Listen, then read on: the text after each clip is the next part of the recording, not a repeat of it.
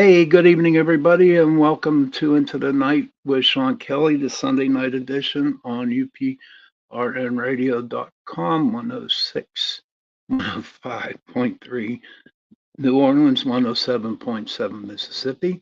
And I'm sorry I'm a little bit late, um, but there's some technical difficulties, which is like my whole entire life sometimes. But you know what? That's okay. We're going to take care of the business, and everything is going to be okay.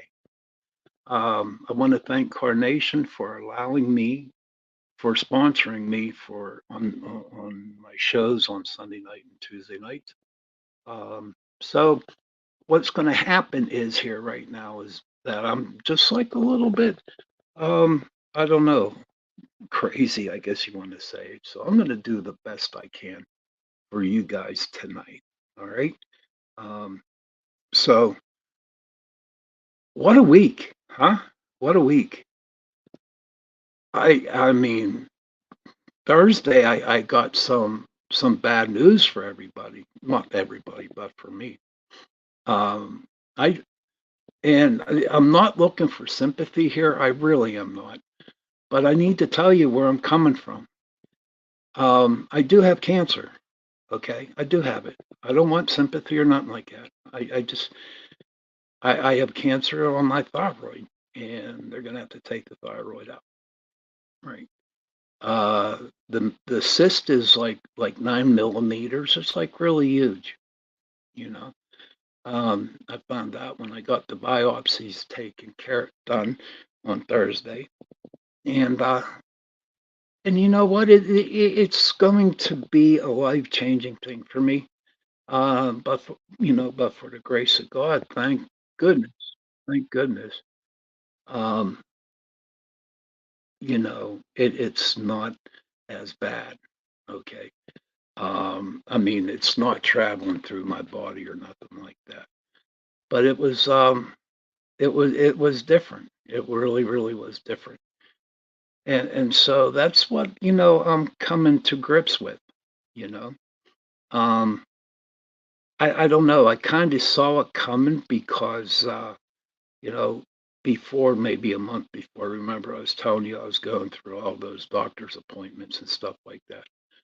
Um, and it's like um and they kind of hinted that I might have had it, but wasn't really sure about it. But now I finally got the definite answer about it, and to be honest with you, it's kind of crazy. I'm kind of okay with it, I am, and all we can do is what I can do, is just see where it goes from now until whenever, you know. I do know that they're taking the whole thyroid out, and I know that I'm going to be on hormone medicine for the rest of my life. But you know what? The good thing they did tell me, the doctor did tell me, was that I won't have to take my thyroid medicine anymore. So I'm kind of happy on that because I take so much. It's unbelievable. But that's what's going on with me. Okay. Um, it's been raining a lot up here. I've put my garden in, things are sprouting, and I'm kind of happy that it is, done some fishing, I'm trying to stay busy because I will tell you this, okay, and I'm sure there are other people out there that have thyroid problems too. And the one thing for me was that I get tired very, very easy. Okay, I get really tired. And, when I get up in the morning, I psych myself up and say, I'm going to do this, I'm going to do that, do this, do that, do this, do that. And you know what? I end up doing none of it because I'm too damn tired to do it, you know? And, a lot of people say, you know, um, you being lazy and stuff like that. But that's not the point here with it. Okay. Um, the problem is what my body reacts to my thyroid. So So in the future, they are going to take it out, and I do believe I'm going to be off for about a week or two. So there's going to be a couple weeks where I might not be able to do my show, but either I'll find somebody to replace the 2 weeks that I'm gone, um, and then maybe I'll get a couple pre-recordeds in. Who knows? But I tell you what, I'm not going to let you guys down. Okay, I'm not going to let you guys down at all, and we're going to go from there because I know a lot of people out there really enjoy my show, and I enjoy your company. I enjoy people coming in and sharing. Now, right now, I am on my phone because they had to send a link to me. So I really, really right now can't see, the messages that are in the chat room. Okay. And that's okay, you know. One, and I'm sorry that I don't respond to your questions. But for everybody that is in the chat room, for everybody out there who is just listening in, I have to tell you that I love you all, man. I really, really do. I really respect, I love, and there's not a bad thing I can say about all the people who listen to my show. There's not a lot of bad things that I can say. Um, there's not one bad thing to say about my family here at UPR and Talk Radio. Um, they're not. They're the best. They're every single one of the hosts that are on here that do have their show that you can listen to on this great channel, this great platform. Again, that's UPR and Talk Radio, 105.3 New Orleans, 107.7 Mississippi. But it's just like it's a beautiful place to be. I can actually talk to these people, to my friends here that run the other host, and do their own shows. And I would have to say that I'm very, very lucky to have these friends. You know, some are in Canada, some are out west, some are down south, some are out east, some are out, the west coast, California. But we all have one thing in common right now. And the thing in common is to get out messages, to get out shows that people can actually listen to. It could be paranormal, it could be conspiracies, it could be Bigfoot, it could be animal medicine totem cards. It could be anything out there that you need some information on. Or if you just want to listen to cryptids, about cryptids and Bigfoot and stuff like that, or the paranormal. Okay. And it's here. This whole platform that I'm on and everybody else is on, we talk about that. So, if you're not doing anything during the week or during the day and you want to turn on, go to the UPR and Talk Radio, please do. And I can guarantee there are all kinds of podcasts going on right now on that platform. Okay. So tonight, um, now I'm starting to relax because I'm starting to talk. if that sounds any, if that sounds anything, I don't know. I just know I'm home now, and I'm on, and I'm sharing my stories with you. But tonight I'm going to talk about the Titanic, and to be honest with you, um, and you're asking, well, how in the hell can you be talking about the Titanic, Sean? A long time ago, they had the movie, they had that dude go underwater and find the Titanic and all this stuff. And, they had their, I guess at the Carnegie Science Museum, they had all kinds of stuff from the Titanic that they put on display, And I'm thinking I was in the library preparing for last week's show, okay? And all of a sudden, the Titanic just popped into my mind. And I was like, okay, I'm going to do a show on the Titanic. And I was like, hmm. And so I started to read a little bit about it. Okay, I did. I started to read a little bit. And, it's crazy. There is a lot of mysterious things that happened because of after, came out after the ship sunk. There's a lot of conspiracies. There's a lot of, talk about J.P. Morgan, who made a lot of money with the Titanic sinking. And I think he wanted to start the Federal Reserve. I'm not sure. There were other ships in the areas that were there that really didn't come to the rescue. Some, you know, ships heard, on the radio that they're having some problems, but come to find out after a certain amount of time, they quit broadcasting. Or I do believe it was the ship Californian that the guy who ran, the messages and stuff, just shut it off and went back to bed. But there's just so many things about that whole situation. Okay, there's some people that claim that they were it was actually it was a different ship. That it was actually the Olympic, okay, and not the Titanic. And even to this day, they um, proved that it was the Titanic that went down. But there's still a lot of people out there saying it was a ship that was switched. So what I'm going to do now, okay, I'm going to be going to my notes here, the ones I got from, and I got to give kudos to the Castle Shannon Library because them girls out there really, really helped me um, print the papers that I need to print. So, okay. Uh, so I'm going to my papers. But you know what? I was thinking about this before I continue the show. Um, this is going to be a two-part show, okay? A two-show.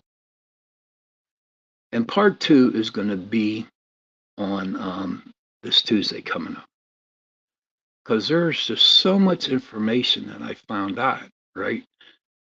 And that it definitely needs because you also got to look on the other side. There's a lot of conspiracies that go along with this too. So it's just not. I just cannot do it in an hour, so I'm going to need another show, which will be this Tuesday coming up, and talk about the second half of it, and I'm okay with it. You know, um, I so the big thing it says here, right? I got my paper right here. It says the Titanic. A big thing about the Titanic was the speed, how fast it was going that night. Okay, uh, I'm going to read a little here. The judge who fed the British inquiry into the Titanic disaster, John Charles Bingham, and there was no reduction in the speed in the icy movements. However, Mr. Moulton said that every captain who testified at the inquiry said they would have done the same thing. I'll say about the speed on that. Okay, um, last year it was kind of like a race. Okay, the captain who is what the hell's his name? Captain Edward Smith, Captain Edward Smith. Okay, well, he wanted to break a record. So he wanted to get from, oh, hell, England over to the United States in a faster time than they did last year. And that's how he played. Um, Mr. Moulton also said that the Captain Smith was a Commodore of the White Star Line and had captained all flagship vessels. Smith was popular with crew who loved sailing under him. Instead of seeking a lifeboat for himself, he chose to help women and children get to safety. Mr. Moulton said the first class promenade, meanwhile, was almost completely free of lifeboats, meaning that the first class passengers could stroll and admire clear views of the Atlantic on either side. And what I mean by that, okay, they only put 20 lifeboats on the Titanic, okay, and there was like 2,300 people who were actually there on the ship. And I do believe that 1,500 of them died. But they wanted to make the Titanic really fancy, so people had more space out on the weather deck. And anybody that Navy knows what the weather deck is, then it's a deck outside. So they decided not to put too many lifeboats on. They didn't put more on. Although it seemed unsinkable now, Titanic's selling point was clearly its grandeur and luxury, not its safety. So that was the whole deal when they built this. It was all about luxury. And I guess, back then, the people who built that ship, I guess they feel like that it was a big ship and it was strong and powerful. Um, but but they never thought about safety for their people. But people back there, I don't know. If I knew there was only 20 boats, 20 lifeboats on that ship, do I think I would go? No, I wouldn't do that. But you also got to remember, too, out of that 2,300, a lot of the Irish immigrants worked on the Titanic. A lot. I mean, that was their job. They were boiler people. They kept the fires going so for the ship's engines and stuff like that. And so they were like way below that. And they were never allowed to come up. So I think the Irish people just got a raw deal on that. And it's crazy that I say that because the Titanic was built in Ireland. Yes. Additionally, it was anticipated that the Titanic would need its lifeboats to hold all passengers at the same time. Instead, if Titanic were to encounter any trouble, its lifeboats were to be used to ferry passengers off Titanic and onto a rescue ship. Tragically, many of the Titanic lifeboats that did launch weren't filled to capacity because certain crew members mistakenly thought they couldn't hold the weight. What a shame. Okay.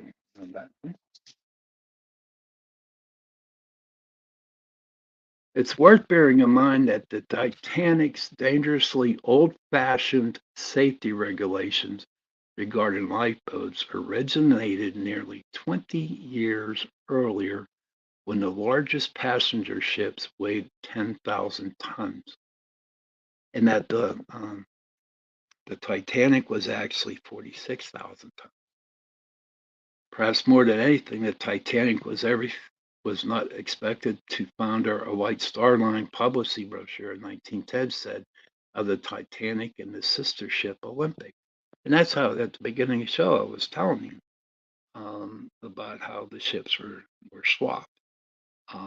But, you know, but at the time of the sinking of the Titanic, okay, the Olympic was actually um, in dry dock in New York getting repaired. So you can throw that one out the door, that conspiracy on that. Whatever happened to Captain Smith? Captain Edward Smith died the night the Titanic went down. But what exactly happened to him is much more of a mystery. See? See where I'm coming up with all these mysteries and stuff like that? I mean, you could probably talk forever. Smith, who had planned to make the Titanic his final voyage before retiring, went down with the ship, which was the maritime tradition at the time. But there were several different accounts from survivors of where he was last seen and how he died. In Cameron's 1997 film, played by Bernard Hill, is shown as shutting himself in the wheelhouse on the Titanic's bridge as it fills with water, allegedly based on testimony from some survivors.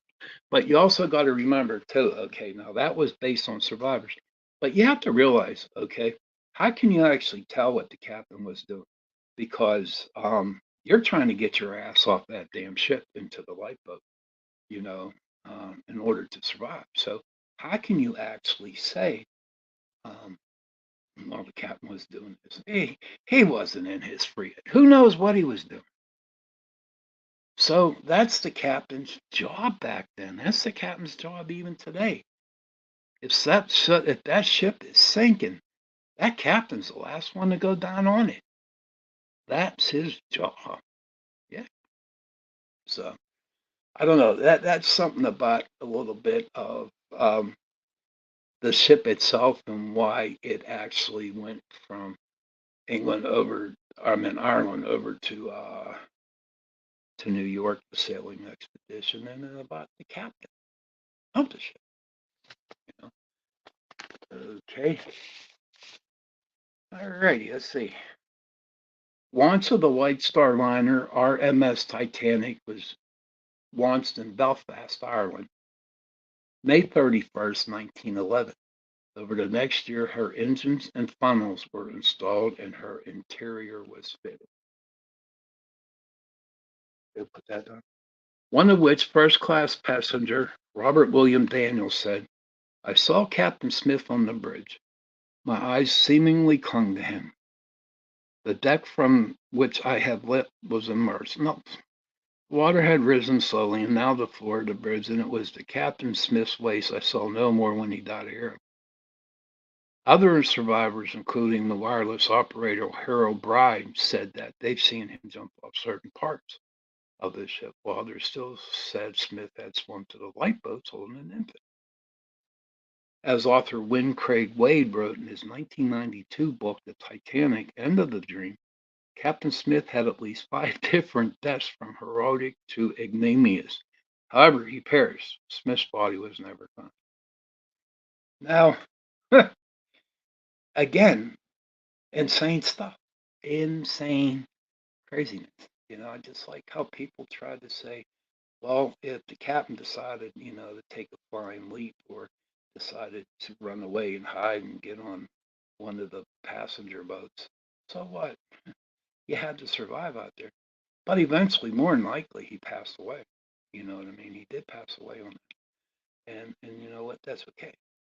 That was his job. It wasn't okay that he died, saying. But it was just like it just happened. But it's amazing how you got people, looking and giving their um, eyewitness a thing going, and they sounds like they're trying to make this like a book or something. And I don't know. Why couldn't you just say? Why couldn't people just say, you know what, dude, he died, so deal with it. Oh, that sounded bad. I'm sorry about that, everybody. Um, didn't kind of like got you mad or something when I said that, but you know what? That's okay. The disaster in the Atlantic. How more than 1,500 lost their lives when the Titanic sunk. The RMS Titanic sank in the North Atlantic Ocean on April 15th, 1912, after colliding with an iceberg during her maiden voyage from the Southamptons to New York. More than 1,500 people died when the ship, which was carrying 2,224 passengers and crew, sank under the command of Captain Edward Smith. Some of the wealthiest people in the world were on board, including property tycoon John Jacob Astor IV, the great grandson of John Jacob Astor, founder of the Waldorf Astoria Hotel. Okay. Now, here's another conspiracy, and I think I'm not the conspiracy, a lot of rumors. We'll say rumors instead of conspiracy. Okay. At the time where the Titanic, you know, sunk, there was a big thing about the Federal Reserve. There were people who wanted the Federal Reserve, and there were people who did not want to be in the Federal Reserve. And so the history is J.P. Morgan. Now here's the story. Okay. Um, and according to Snoops, it was a lie. But it could be. J.P. Morgan didn't go on that, even though he had a ticket. He didn't go on that Titanic. And come to find out that he made a ton of money when the Titanic sunk. And with the money that he, supposedly made when the Titanic sunk, that's how the Federal Reserve started. Okay.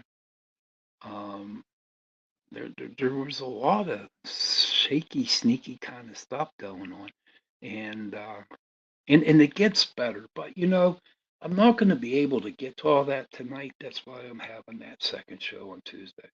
And I hope you guys can all come and check it out with me. I would truly appreciate it because we're going to have some juicy stuff, some juicy uh, rumors, not conspiracies, some juicy rumors to tell y'all.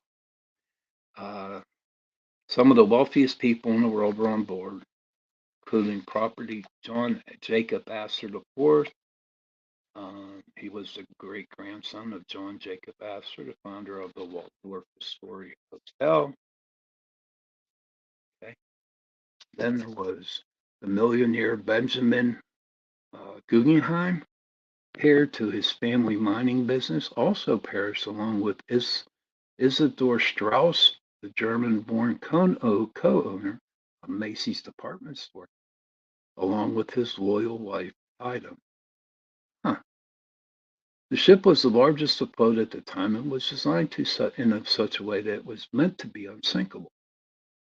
It had an onboard gym, libraries, swimming pool, and several restaurants and luxury first-class cabins.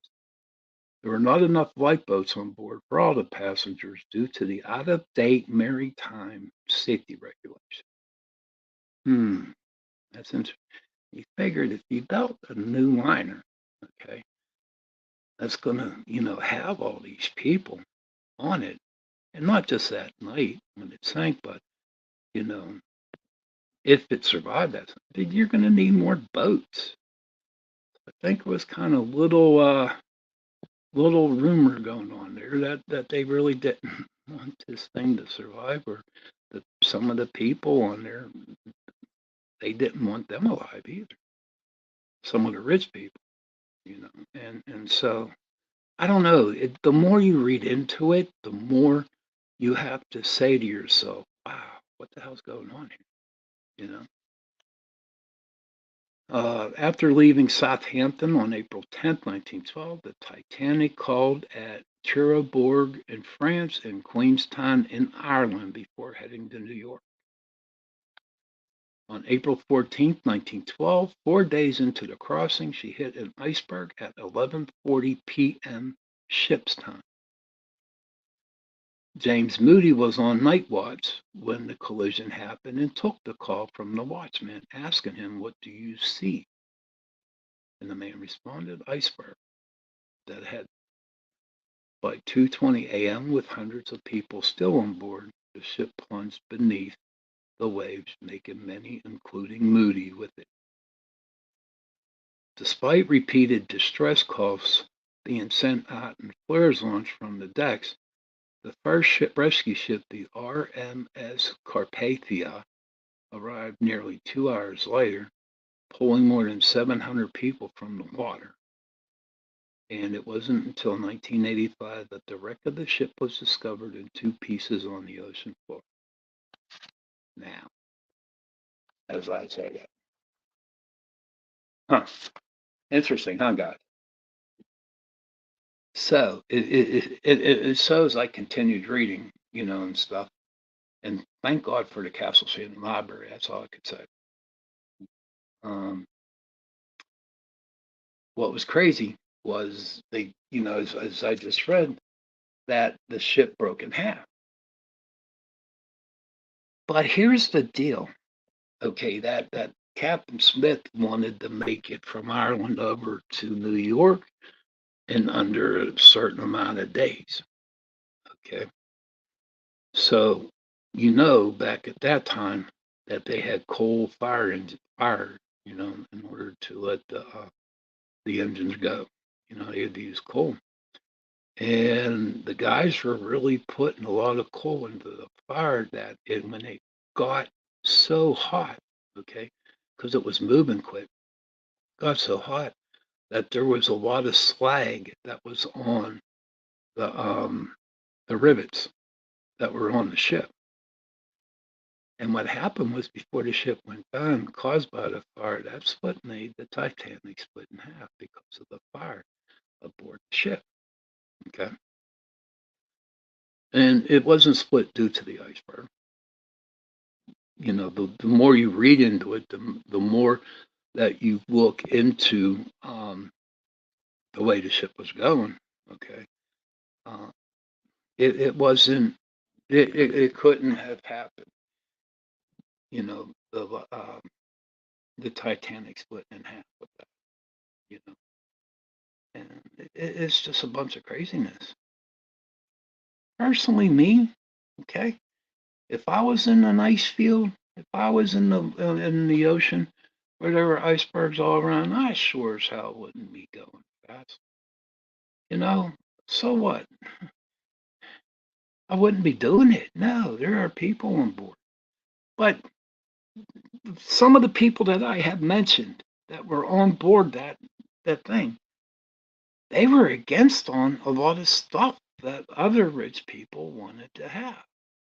It was all about the money, you know. And you cannot deny it when you see who went there on the cruise and the ones that just canceled at the last minute. Crazy, you know? And I guess with it going down, and if that rumor is true about J.P. Morgan making a lot of money off the sinking of the Titanic, okay, and then with that money, he started the Federal Reserve. Craziness. And this is what they're saying. It's a rumor. No, no conspiracy. It's a rumor. Okay. So there's a lot of shady businesses going on down there at the time, you know. And this is what it makes it like really intriguing because when we get into the show on Tuesday night, there's a lot of things on there that I'm going to bring up. There's like 10 or 12 things that were puzzling um, that kind of like caused the ship to sink. And the big one, and I'm going to give you one right now, okay? The guy who was in charge of the binoculars for the people who were on watch, they never got one. They never got binoculars. No, never did.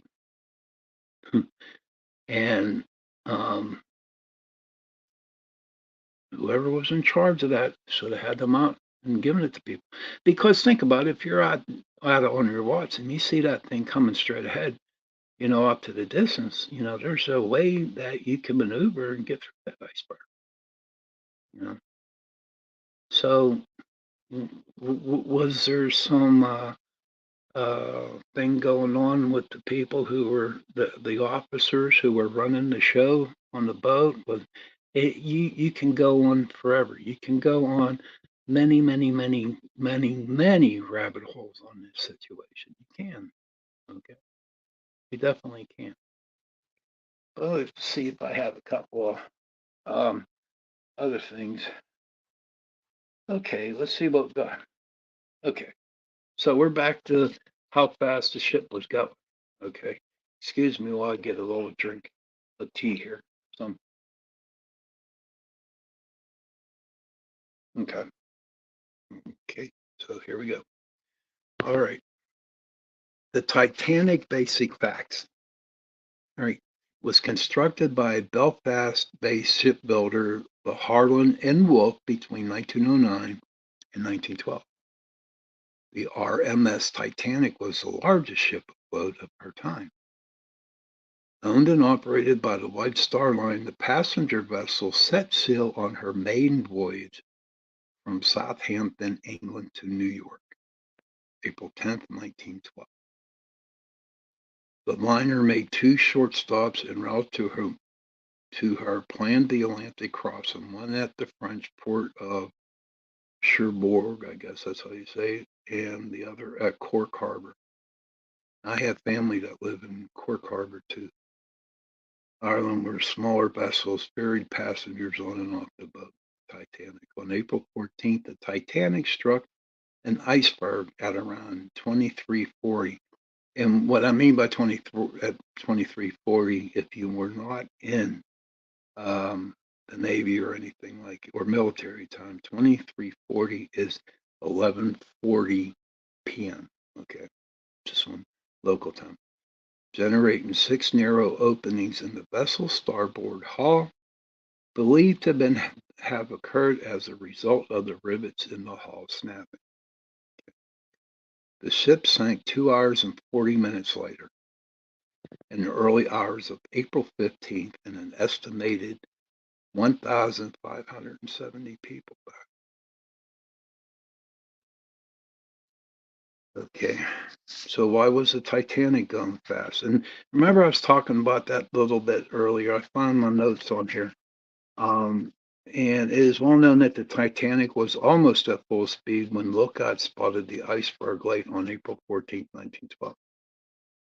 The unsinkable liner was going at around 22.5 knots or 25 miles per hour, just half a knot below its top speed of 23 knots.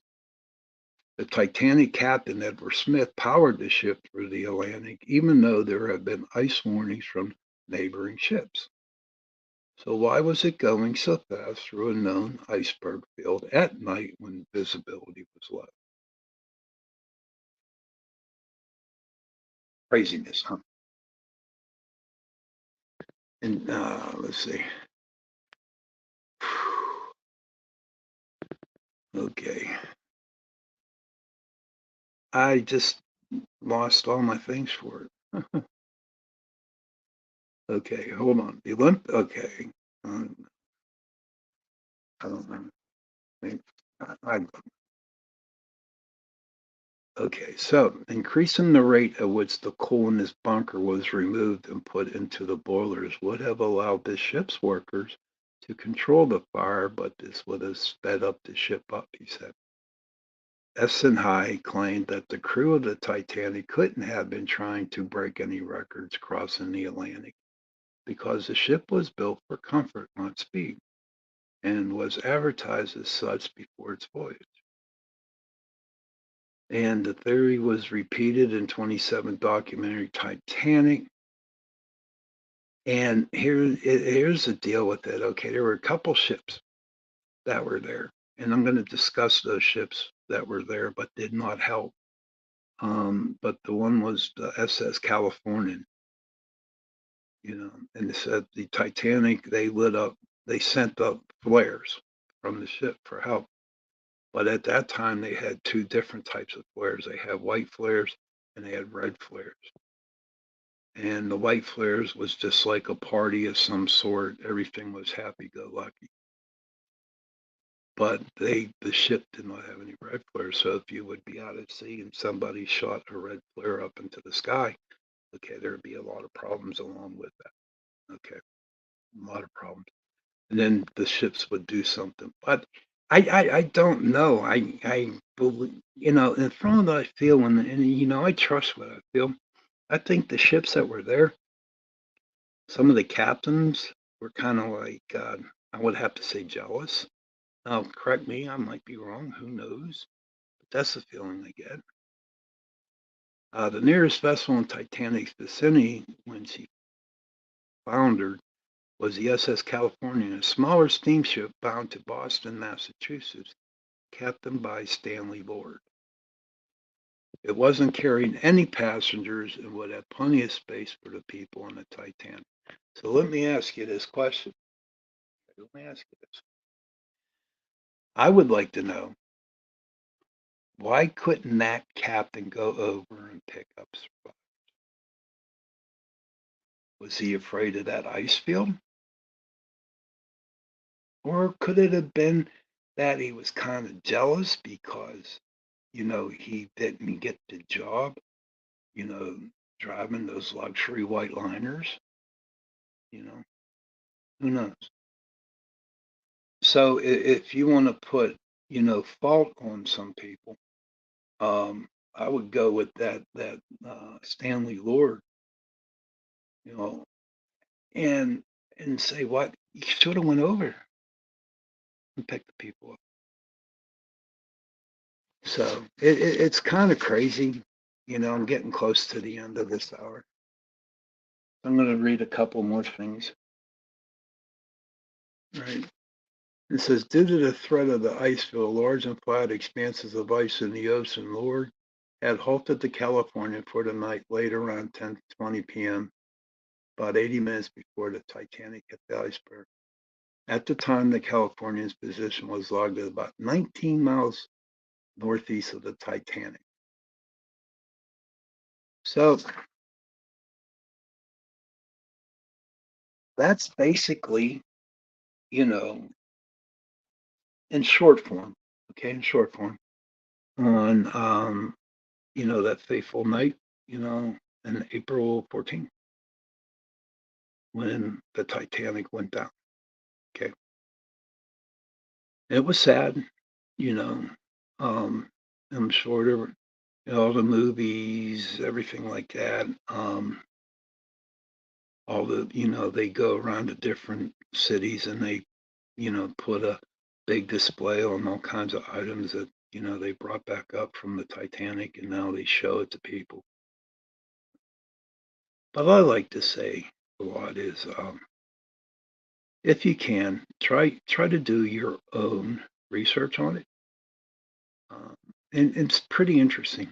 And what's crazy is you'll be surprised how fast you can go down rabbit holes. Yes, you can go down a lot of rabbit holes.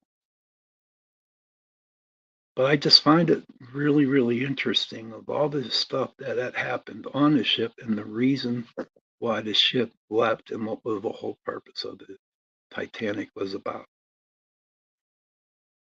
So I got to that point with this show. So this Tuesday coming up, it will definitely be the second part of the show, part two of it, and then we're going to get into why some of the things that the ship was supposed to have on the ship didn't have. And like I said earlier, we're not going to call them conspiracies. We're going to call them rumors. I like that word better, rumors, because you can't get in trouble by saying conspiracy. So it is getting close to the end of the show. I want to thank everybody for watching. Um, I hope that you guys enjoyed it. If you want to be part of my show and if you want to come on, just send me a message to the Pittsburgh Paranormal Society Facebook page, Messenger, and send me a message that you'd like to be on. Um, also, it's like again, I want to thank Carnation and I want to thank Joe Montaldo and the UPRN Talk Radio for allowing me to give you 1 hour of my time to you on Sunday nights and Thursdays. So I hope you guys, have a good night. And I do hope that your week is lovely, and like they say in England, put on a kettle of tea. I'll put the kettle of tea on. I like that saying. That's a lot. But thank you again for listening. And children, if you can, please go to your parents and give them a hug and tell them that you love them. And parents, please go to your children, give them a hug, and tell them that you love them. And if you don't have any parents or children, find somebody and give them a hug, okay? And tell them that you love them. Because those 3 words, I love you, go a long way, okay? And on that note, got 2 more minutes left. And if you can hear that voice in the back, that's my brother.